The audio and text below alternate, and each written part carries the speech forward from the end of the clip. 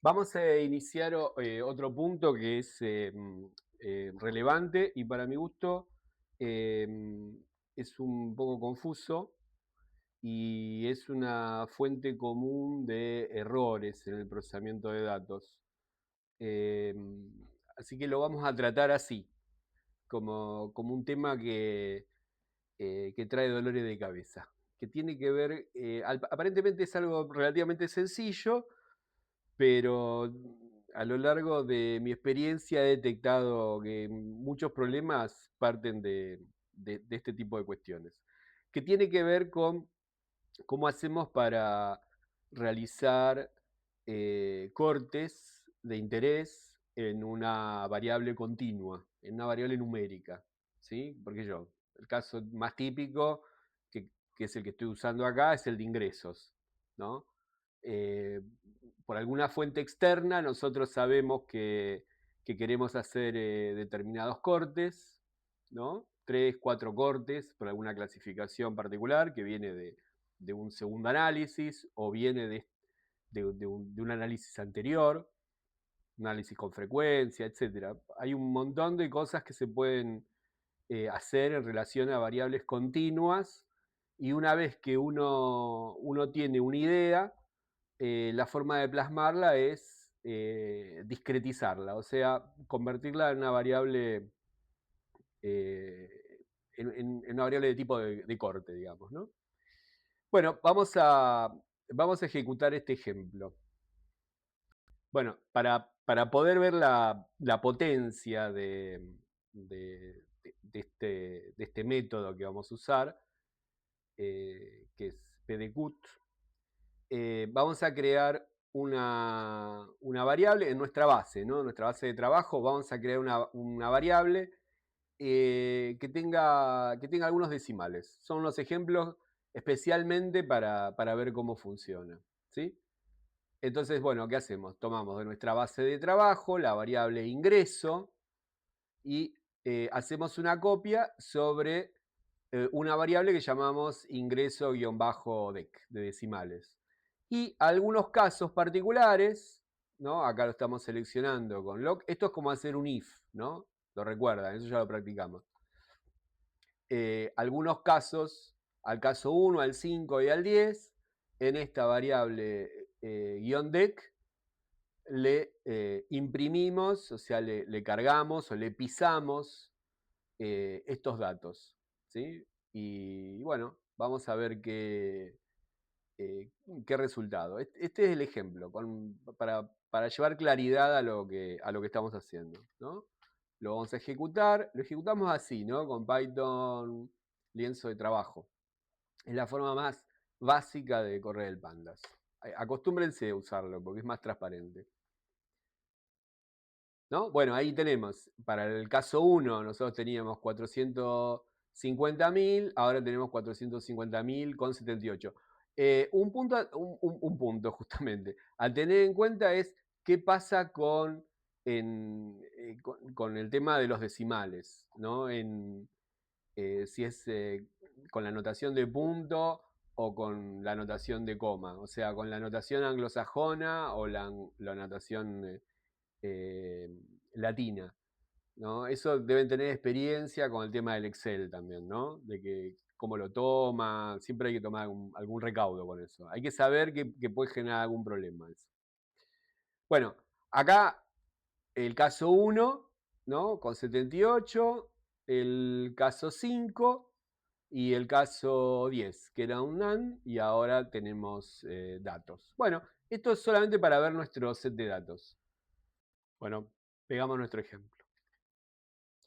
Estos son los cortes, ¿no? Fíjense la primera, bueno, estas son las etiquetas los nombres de las listas. Recuerden, estos son listas, lo que está entre corchetes son listas, recibe elementos, los elementos están separados por coma, si son string, están separados también por comillas, y, y yo lo ordené de esta manera un poco curiosa, para que vean una diferencia que se presta a confusión, para mi gusto, que es que si bien acá tenemos 4 elementos, estamos definiendo 3 cortes. ¿Por qué? Porque el problema acá es el 0. El 0 siempre es un problema en programación, ¿no? No son pocas las veces que el 0 queda afuera de los cálculos, que se lo confunde con un missing, digo, con eso siempre tienen que tener cuidado. Tienen que ser desconfiados con eso, ¿sí? Cuando ustedes están obteniendo un resultado, cualquiera fuere, no está de más siempre preguntarse, che, ¿y qué está pasando con los ceros? ¿No? Porque los sistemas en ese sentido tienen sus vueltas y Python no es la excepción. Bueno, entonces, ¿qué decimos? PDQt es un método que trabaja como todos los otros, ¿sí? Está actuando sobre la variable ingreso decimal, o sea, está tomando esto, lo que decimos es que lo toma como argumento. A ver si lo pongo acá, por ahí queda un poco más expresivo, ¿no?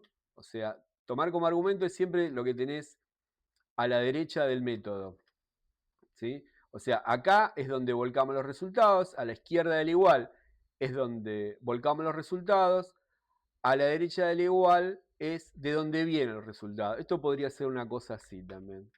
No es muy de programadores, pero bueno, depende. Depende el estilo, de cómo quieran trabajar. A mí, en mi código yo lo tengo así, en una sola línea. Los informáticos son más de hacer estas cosas, ¿sí? No sé, eso va al gusto del usuario. ¿Cómo se lee este método, esta función? Muy sencillo.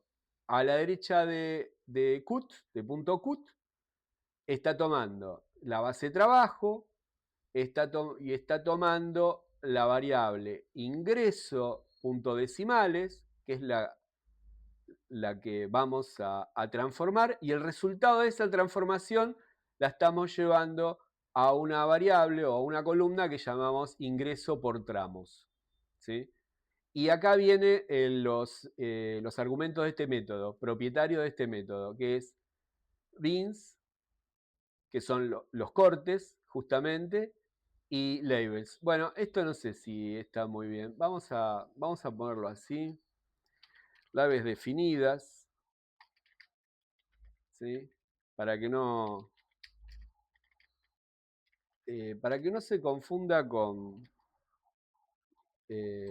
para que no se confunda con los argumentos del método, ¿sí? Esto del BCC, miren, es muy útil, ¿eh? Ya se los mostré muchas veces, se lo muestro una vez más.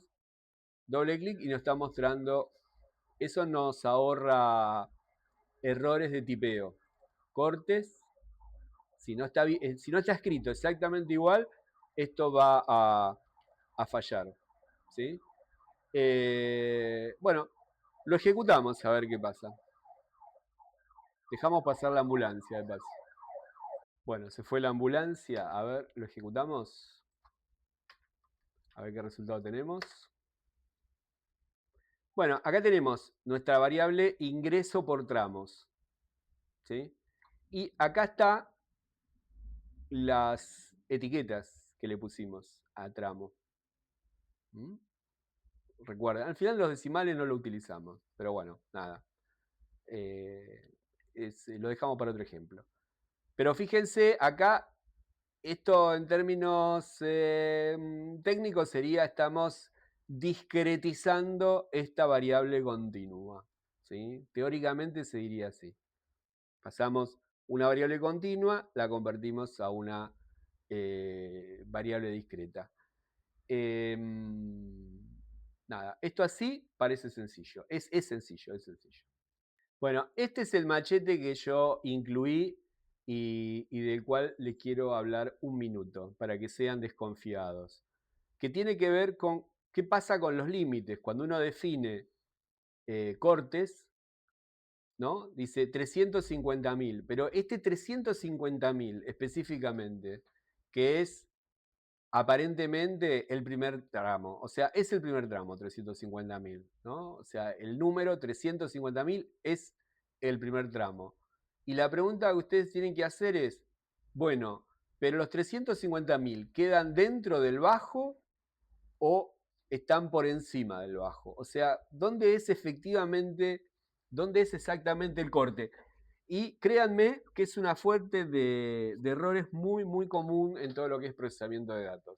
Porque uno viene con el envión de, bueno, tengo que hacer estos cortes, tira los cortes, los define, pim, pum, y resulta que después, si no lo volvió a revisar, si no lo volvió a mirar, de pronto el punto de corte no era lo que ustedes esperaban. Así que ojo con eso. ¿Qué significa eso? Ahí está el machete, ¿no? Que el límite superior de cada tramo queda incluido. El límite superior de cada tramo queda incluido. El límite inferior queda excluido. Y digo, mucho cuidado con este comportamiento. Eso lo estoy agregando yo. Pandas permite manipular esto. O sea, invertirlo, ¿no? O sea, ¿qué es lo que pasa con depende de esta instrucción, ¿no? O sea, esta instrucción, right igual true, no hace falta ponerla porque es el comportamiento por default, ¿sí? O sea, nosotros podríamos hacer perfectamente una cosa así, acá, y no pasa nada, va a actuar de la misma manera. Pero bueno, es el comportamiento por default, entonces no hace falta ponerlo, ¿sí? Ahora, eso significa que uno puede hacer otra cosa con eso, con este right true, estoy haciendo lío, ahí está, con right true, que es poner right false, y que eso invierte el comportamiento de los cortes. ¿Qué tengo para decirles con eso? No lo hagan en sus casas. O sea, no encuentro razones para que uno ande haciéndose a sí mismo semejantes maldades. O sea, elijan un método, el método por default, y utilícenlo a lo largo de todo el procesamiento, de todo el estudio. ¿Por qué? Porque después no se van a acordar o no van a tener la sutileza de ver un código escondido por ahí que dice right igual false, ¿no? Algo por el estilo.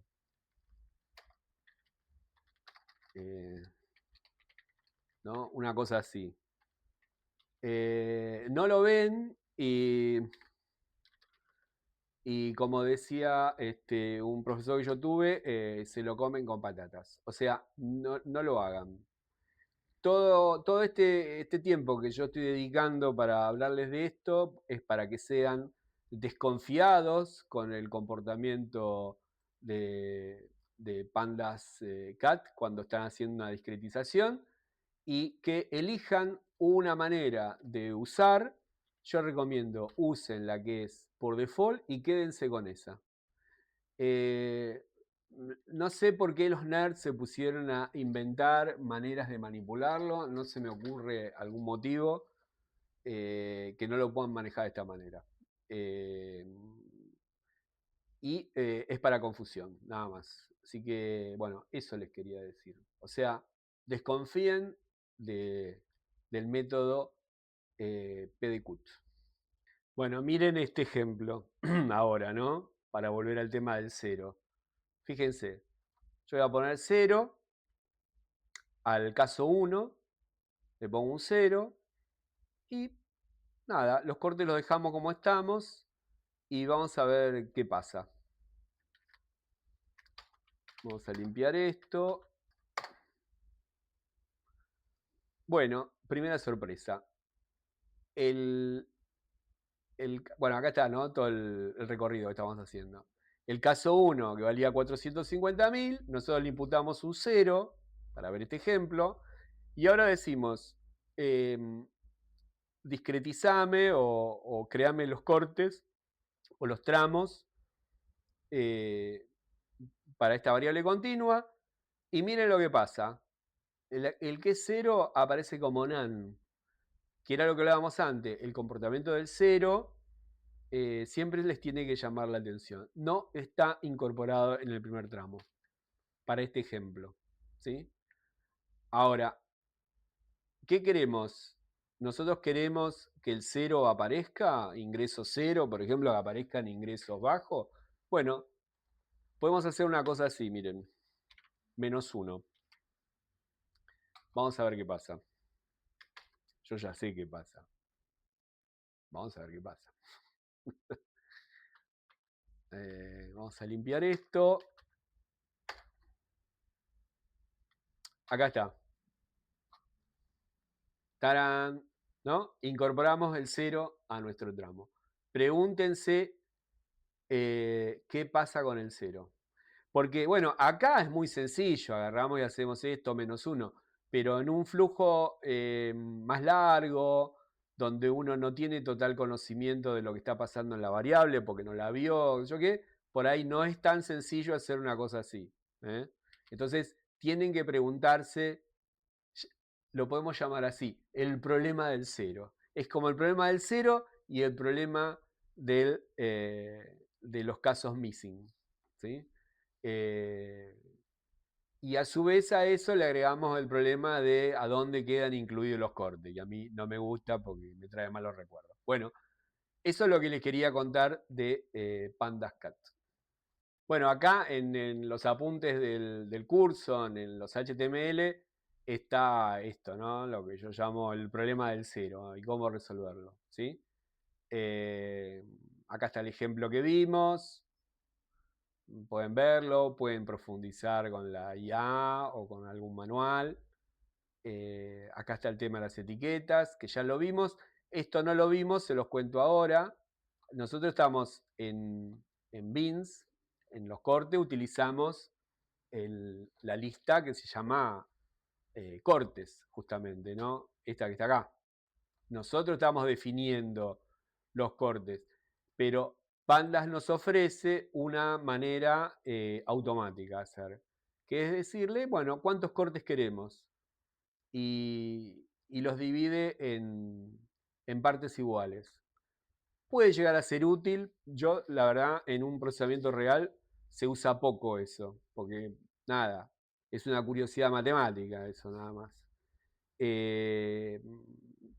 O sea, los cortes de ingreso, los cortes que se realizan en variables continuas dependen de un montón de otras cosas, no de que sean iguales. Es, como diría Borges, es un abuso de la estadística eso, ¿no? O sea, ¿para qué queremos algo que sea igual? No se me ocurre. Pero bueno, Pandas lo resuelve así que sepan que eso lo tienen. Y bueno, y ya que está, esa es una buena práctica también frente a determinados métodos que uno le pueda preguntar a la IA, bueno, PandasCut, el método PandasCut, ¿qué otras características tiene? Y tiene muchas características, ¿sí? Así que eso lo pueden ir consultando, no las van a memorizar, pero sepan que hay cosas que existen y nada, si uno las necesita, las va a buscar a la internet o con la IA. Esto no lo mencionamos, a mí me parece que es bastante transparente, que es, el término técnico es que cuando uno está realizando una discretización sobre una variable continua y si la variable continua tiene tiene valores missing, esos valores missing se trasladan a la variable discreta. Y bien que hace, ¿no? Así que si ustedes quieren otro tratamiento de eso, bueno, lo tienen que trabajar aparte. Pero sepan que eso está bien que ocurra así, ¿no? Bueno, esto nos lleva a otro punto que no lo vimos y que también es una fuente habitual de confusión. Y miren cómo llegamos a esto. Que tiene que ver con que estos sistemas, cuando cuentan cosas, los missing siempre los dejan de lado. Los dejan de lado por default. ¿Sí? Miren este código que está acá. ¿No? Yo lo puse a propósito. Conteo sin NaND, que es por default. Entonces uno toma, pum, te tira un resultado. Pero te deja los los missing afuera.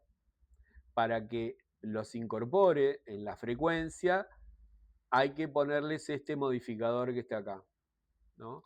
A este método valeConst le agregamos dropNA false, o sea, que no los haga caer, ¿sí? Normalmente yo trabajo con esto que está acá, porque a mí me interesa saber qué pasa con los missing. Nosotros necesitamos saber qué pasa con los missing. Nosotros vamos a tener siempre la variable cruda y la variable editada. Entonces, la variable cruda siempre necesitamos saber qué pasa con los missing. Con la variable editada, bueno, ya nos podemos dar el lujo de no andar contando los missing porque ya hicimos algo con los missing, ¿sí?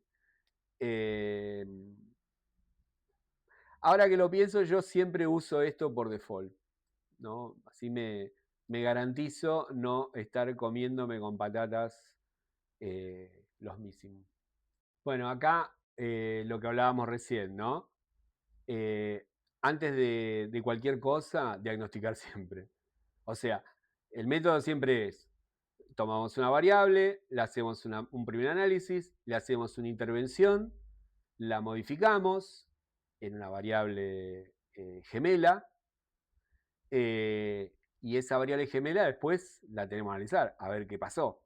Porque la norma es que las cosas no salen bien de una, ¿no? Uno escribe el código, ese código actúa y bueno, hay que verificarlo. Así que esto es como obligatorio, ¿no? Nada, ensáyenlo esto que está acá. Bueno, por último, les quiero mostrar, para que conozcan este método, que es async, que se suele utilizar. Yo normalmente no lo utilizo, pero quiero que ustedes de todas maneras lo conozcan. Yo no lo utilizo. A ver, primero, ¿qué es lo que hace? Lo que hace es que en vez de modificar lo que estamos creando, en vez de modificar el dataframe original, modifica una copia, lo incorpora a una copia del dataframe. Sería como decir un guardar como, ¿no? Imagínense, tenemos una planilla Excel y en esa planilla Excel tenemos, no sé, 20 columnas, le agregamos una columna más con los tramos, por ejemplo, y en vez de guardar, decimos guardar como, y guardar como con el nombre que querramos. Bueno, esto es lo que hace async. ¿Yo por qué no lo uso? Porque yo siempre trabajo con una copia del dataframe. ¿Se acuerdan? ¿Se acuerdan? Sí, se tienen que acordar porque lo hablamos todo el tiempo, que es nuestra base de trabajo. Tenemos nuestra base cruda y tenemos nuestra base de trabajo. La base cruda es intocable, es la Madonna. La dejamos ahí, nada, es solo para trabajar en una copia y adorarla. Y después, nuestra base de trabajo, hacemos lo que queremos. Entonces, async, que es un método que está como imitando ese estilo de trabajo, nada, es una redundancia, pero bajo ciertas circunstancias sepan que puede ser útil. Se los dejo acá en los apuntes como para que lo analicen. Para que hagan pruebas, no para que lo analicen, para que hagan pruebas. Bueno, y acá, a modo de resumen, un poco lo que estuvimos viendo de este tramo y repásenlo, ¿no? Cerrando el círculo, tiene un nombre así medio de druida, ¿no? Cerrando el círculo. Cerrando el círculo de todos estos temas, ¿no? De cómo manejar cosas, ¿no? Corregir, eh, crear, crear variables categóricas, porque las variables categóricas, como puse por ahí, no vienen hechas, ¿sí? El dato no dice yo soy ordinal. Bueno, yo me divierto escribiendo esto también, ¿no? Así que bueno, esta es la manera. Acá ustedes revisan este material junto con la IA y van a poder llegar a todo lo que necesitan en términos de crear variables categóricas, hacer limpiezas, etc. ¿Sí? Hay, hay mucho más para profundizar, pero esto es así como las herramientas de batalla. Bueno, vamos a iniciar un nuevo tema que tiene que ver con unir bases de datos, el merge. Normalmente lo llamamos mergear datos, ¿sí? ¿Y por qué mergeamos datos? Porque los datos normalmente no vienen en la misma tabla, ¿sí? Nosotros tenemos que asociar datos de diversas fuentes, tenemos nuestra base principal y alguna base auxiliar o n bases auxiliares, y entonces necesitamos algún procedimiento para unificarla, ¿sí? Como es habitual en Pandas, hay muchas maneras de hacerlo, en Pandas y en Python hay muchas maneras de hacerlo, yo les voy a presentar una, me parece que es la más robusta, que es justamente Merge, y, y bueno, y tiene algunas cosas que hay que prestarle atención, y eso es lo que les quiero mostrar. Eh, bueno, cuando mergeamos datos podemos tener un sinnúmero de cuestiones, pero en principio tenemos que tener una clave única o algo que haga las veces de clave única. Cosas que son buenas para hacer de clave, obviamente son, no sé, en el caso de encuestas, el número de cuestionario, tenemos que asegurarnos que no esté repetido. En el caso de bases de datos más jerárquica, donde tenemos, no sé, por ejemplo, familia y miembro de la familia, bueno, tenemos n datos que se repiten en la base auxiliar versus 1 en la base principal. Bueno, son todas cosas que hay que tener presente. A su vez, otra cosa que hay que tener presente es qué tipo de unión queremos hacer. Eh, nosotros en investigación social normalmente necesitamos una unión que es de una, como decía al principio, de una base principal, asociarle datos secundarios, ¿sí? Eh, y bueno, eso tiene muchas implicancias. Por nosotros partimos de una base donde de pronto tenemos, no sé, 500 registros y si son miembros del hogar, bueno, entonces vamos a tener más de uno siempre, ¿no? Eh, cuando, cuando tenemos esas problemáticas, normalmente elegimos trabajar con dos bases de datos. La base de datos que llamamos de personas y la base de datos que llamamos de hogares, ¿no? Entonces ahí hay todo un tema a tener presente. Acá yo punteé algunas cosas, como por ejemplo que las claves pueden repetirse, ya lo mencioné, eso hay que evitarlo, y si está repetido es que tiene sentido, como el caso de miembros del hogar y hogar. Bueno, los casos NaN, ¿no? Los casos missing, eso hay que resolverlo, no hay manera de hacer nada con una clave que falta. Otro tema que puede ser es que no tenemos ninguna columna confiable para usar como clave. ¿Qué significa? Por ejemplo, no sé, nombre y apellido, todo junto. Eso es una mala columna para tratar de hacer un merge. ¿Por qué? Porque el nombre y apellido puede estar escrito de una manera en una base y de 1000 maneras distintas en otra. Entonces, ese no es una buena columna de clave. Los datos para ser de clave tienen que ser o tipo string, ¿no? O sea, cadena de texto, o tipo entero numérico. Cuando digo entero numérico estoy diciendo sin decimales, ¿no? Se puede hacer, no es razonable intentar hacer una clave única con una variable que tenga decimales. No, no lo intenten en sus casas. Bueno, hay una cosita acá que quiero decirles respecto a la columna que vamos a utilizar. Bueno, vamos a usar nuestro dataset, el mismo dataset que venimos usando siempre, y ahí vamos a hacerle mención a algunas consideraciones a tener en cuenta. Bueno, esta es nuestra base, acá nuestras librerías, como siempre. Me parece que en un pino lo vamos a usar, pero bueno, nada, la dejamos. Nuestra base de datos principal, la llamamos Data Hogares. Acá tenemos nuestra clave única, índice, que no sé si tiene algún ejemplo repetido, podría ser, justamente para limpiarlo. Y después tenemos la base auxiliar. Acá está, base de seguimiento. Fíjense una cosa, cuestiones importantes. No es obligatorio, pero sí es recomendado que se llamen igual, ¿no? La columna que vamos a usar para el merge, que se llamen de la misma manera, porque si no nos complicamos la vida. Si no hay que renombrarla, etcétera, bueno, no, evitemos eso.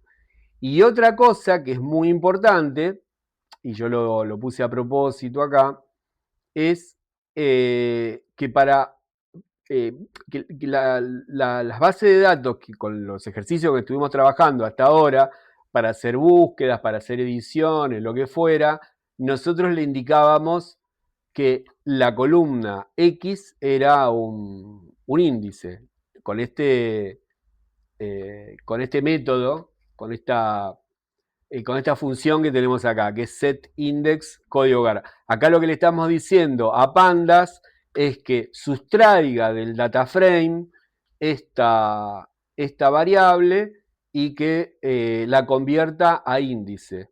Recuerdan ustedes que los índices no son parte del data frame, ¿sí? Bueno, esto está puesto acá porque se supone que es una base normalita con la que nosotros trabajamos y necesitamos un índice.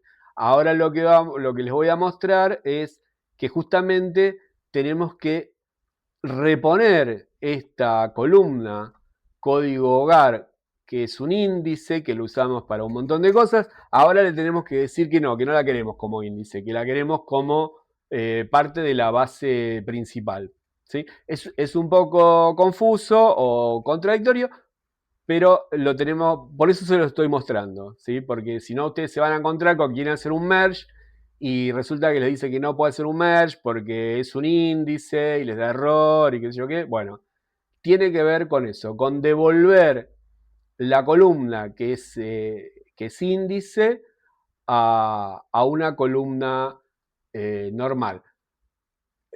De vuelta, yo este ejemplo se los pongo deliberadamente. Si ustedes cargan una base de datos que las columnas que van a usar para hacer el merge no están seteadas como índice, entonces no hay ningún problema. Avanzan y punto. Bueno, vamos a ver acá el contenido que tenemos. A ver.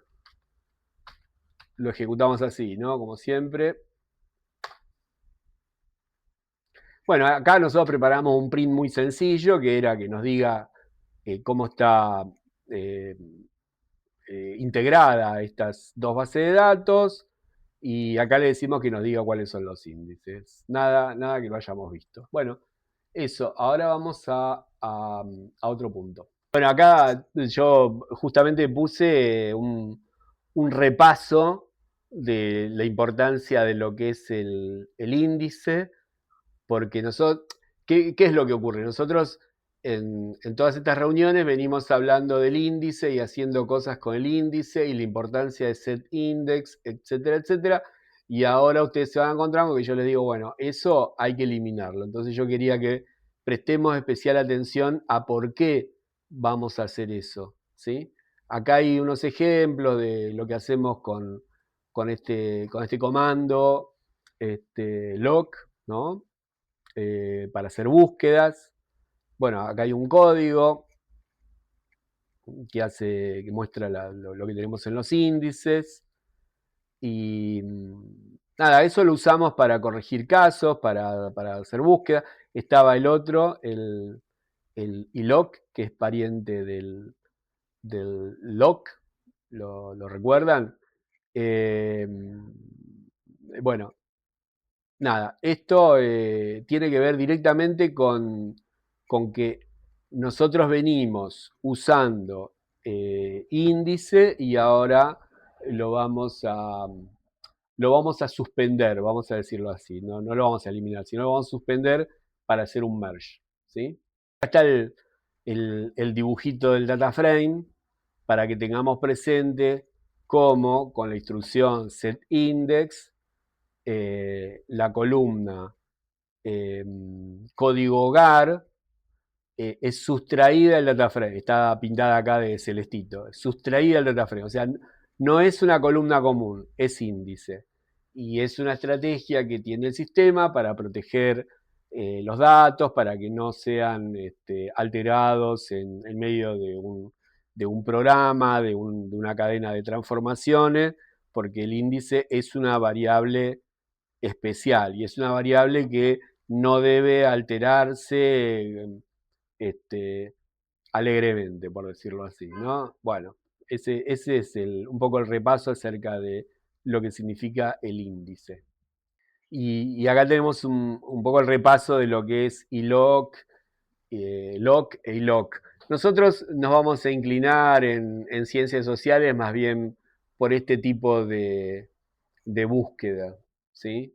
Más que por la posición numérica. Es como muy raro. Esto tiene más que ver con algún tipo de función que tengamos que crear o algo por el estilo.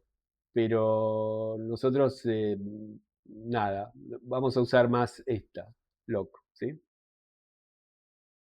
Igual siempre se puede profundizar más en los manuales, se puede profundizar con la IA, ¿no? Como siempre.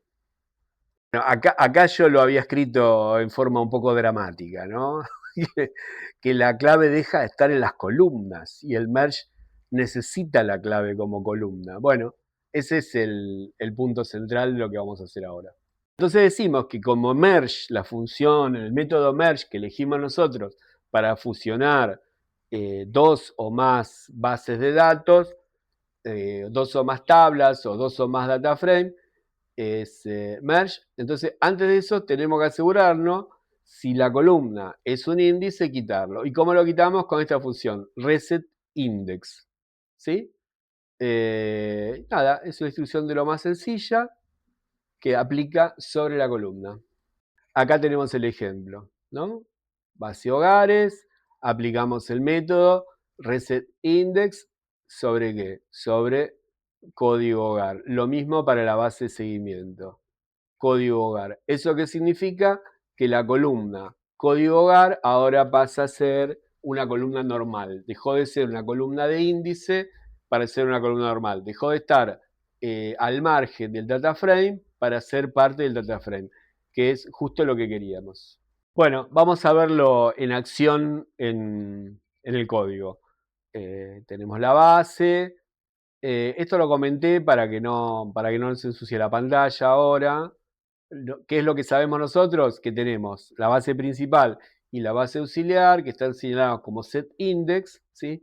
Y ahora lo que vamos a hacer es decirle resetIndex, ¿sí? Y vamos a ver el resultado antes y el resultado después. Esta instrucción la comento también para lo mismo, para que no nos ensucie la pantalla, ¿sí? Bueno, nada, es muy sencillo lo que quería mostrarles. Antes del resetIndex, ahí tenemos estas columnas. Después del resetIndex aparece esta columna que estaba sustraída del data frame. Ese es todo el secreto que tenemos que hacer. Y de paso, lo que sabemos es que en distintas partes del data frame, del pipeline, de todo nuestro proyecto, nosotros indistintamente podemos señalar que una columna, nuestra columna de clave, la queremos que actúe como índice o la queremos como columna normal. Si es que tenemos que hacer un merge, después volvemos otra vez a decirle que actúe como index. Eso lo podemos hacer en cualquier momento, tanto al inicio, o sea, Es parte del pipeline, señalar que una columna sea o deje de ser índice, ¿sí? Eso es de acuerdo a nuestras necesidades. Acá está el resumen para que ustedes puedan buscarlo y nada, lo que quiero que les quede presente es esta cuestión de índice a columna. Habilita el merge. Eso es lo más importante. Acá hay un concepto así también, ¿no? Un poco poético, diría yo, ¿no? Que el índice y la columna como dos caras del mismo identificador. El índice lo usamos para buscar filas por nombre, ¿sí? Y la columna lo usamos para emparejar filas entre tablas, o sea, como merge, ¿no? Reset index es lo que nos permite hacer las dos cosas. Yo insisto con esto porque créanme que después le genera un error y no queda claro por qué. Porque uno dice, che, pero si esta es la clave, es lo que siempre uso, es el índice, es la clave, ¿por qué no puedo usarla para hacer un merge? Bueno, es porque no es parte del data frame. Bueno, vamos a hacer nuestra primera instrucción de merge.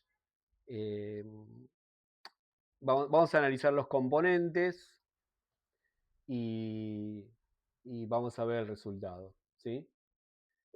Bueno, nada, acá como siempre, un data frame que recibe, ¿no? Elegimos ponerle merge left porque vamos a hacer un merge de tipo left. Ahora vamos a ver qué significa eso. Acá está la instrucción merge y acá eh, el orden de los data frames. Es importante el orden porque como se imaginarán, si tenemos una instrucción que es de tipo left, está tomando en consideración el orden de los data frames. Entonces tenemos acá hogares listo, segmento listo, que lo habíamos trabajado acá, ¿no? Seguimiento y hogares. La clave, ¿ven lo que les decía? La clave tiene que tener el mismo nombre y el mismo tipo de datos, ¿no? Nosotros ya sabemos cómo verificar los tipos de datos. Ojo con eso porque a veces cuando vienen de un Excel, en un Excel las cosas son transparentes, uno lo mira y dice es una columna Excel, es una columna numérica, y resulta que una columna puede ser de tipo string y otra de tipo numérico. Entonces eso hay herramientas para emparejarlas. No sé si lo vimos ya, después podemos poner un ejemplo entonces de cómo convertir esa columna en el mismo tipo. Bueno, no mucho más para agregar, porque esto es como decorativo, ¿no? Como siempre es para que se vea lo que estamos haciendo, un cartelito para que salga por pantalla, acá nos mide la base de datos o la tabla, y acá las variables que nos va a mostrar, código DAR, región, satisfacción por DAR, las primeras 8. Si no le ponemos 8, por default saca 5. También le podemos agregar que ponga, no sé, 10 acá, una cosa así. Bueno, sépanlo eso, experimentenlo. Vamos a ejecutarlo. A ver, lo ejecutamos. Print. Ahí lo tenemos. ¿Sí? Bueno, esta es la instrucción anterior y esta es la instrucción de merge, propiamente dicho. Fíjense lo que pasa acá, ¿no? Tenemos código hogar, se está repitiendo el, el hogar número 3. Porque tenemos algún dato duplicado deliberadamente para que se vea qué pasa en estos casos, ¿no? Bueno, tenemos NaN acá también. Bueno, así funciona el merge. Ahora vamos a ver las características del merge. Bueno, con este dibujito vemos claramente qué significa cada uno de los parámetros. El que hicimos recién es el segundo, el left. ¿Sí? En este gráfico vemos las 4 opciones o los 4 parámetros que tiene merge. ¿Sí? Y está bien representado. La intersección, el primero, ¿no? Inner, o sea, bueno, acá dice cuando la información está completa. O sea, cuando coinciden ambas tablas, Entonces usamos inner. Después left, ¿no? O sea, todo lo que existe y que además coincide con la tabla de la derecha. Right es la inversa de left, ¿sí? Y other es, bueno, la unión total.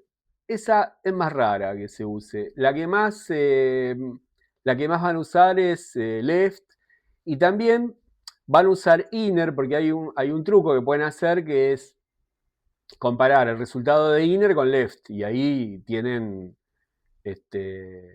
la diferencia, ¿no? Lo que está faltando, lo que está desparejo, lo que está descalzado, se dice, ¿no?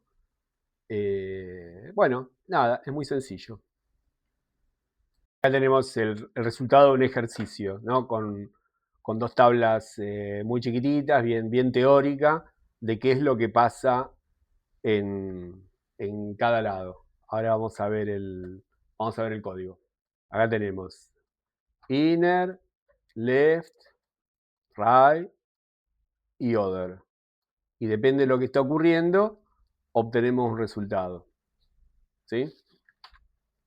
Eso ejercítenlo, pruébenlo, y eso cubre, yo diría, el 100% de los casos que necesitamos cuando estamos haciendo algún merge. Acá tienen el ejercicio plantado y acá la explicación. Yo lo que les recomiendo es intervengan estos valores, ¿sí? Pongan una base de datos más real, una tabla real, y fíjense qué es lo que ocurre, ¿sí?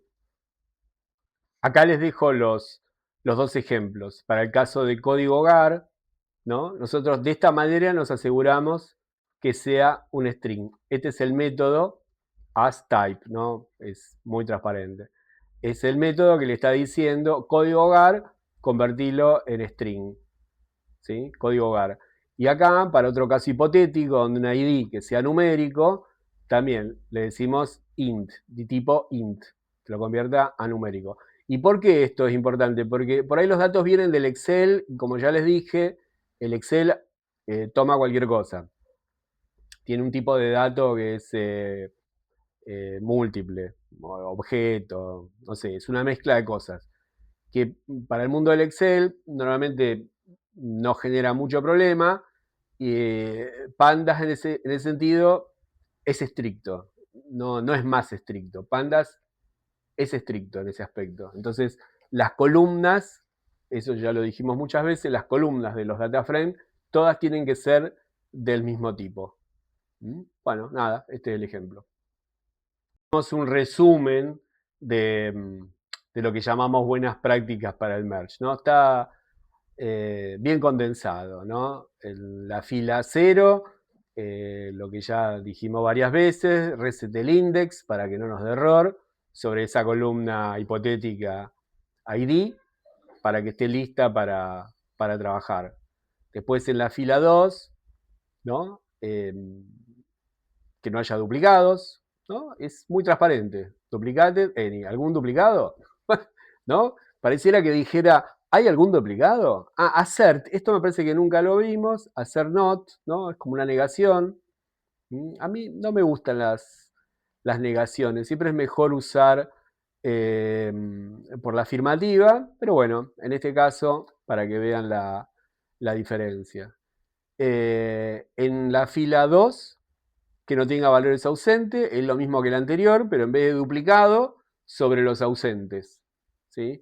Y la fila 3, miren, un merge se reduce a esto, o sea, todo lo que hablábamos y explicamos se puede reducir a esto. Data frame 1, data frame 2, recuerden, el primero va a ser el que va a ser left, el que está a la izquierda. Acá le estamos indicando sobre qué columna, ¿sí? Y acá el tipo de unión que queremos, y acá lo guardamos. Y este es el comando, por supuesto, merge. O sea, el comando es muy sencillo, es más transparente que en el Excel. Para cualquiera que haga un buscar ver el Excel, esto es mucho más transparente. Lo que pasa es que la implicancia de hacer merge de tablas o de bases de datos, sobre todo si las bases de datos son grandes o son de orígenes complicados, etc., puede tener mucha tela para cortar, porque hay que normalizar los tipos de datos, hay que arreglar datos, hay que ver qué se hace con los ausentes, hay que ver qué se hace con los duplicados, bueno, un sinnúmero de cosas, ¿no? Ahora ya tenemos un conjunto de herramientas que nos permiten visualizar, eso lo vimos en clases anteriores, y este es un caso bastante particular y bastante problemático del mundo de las bases de datos. Así que bueno, acá lo pueden leer con detenimiento, como siempre acudir a la IA para profundizar, y me parece que de acá este era el último punto. Sí, ahora vamos a ver algo nuevo de las graficaciones.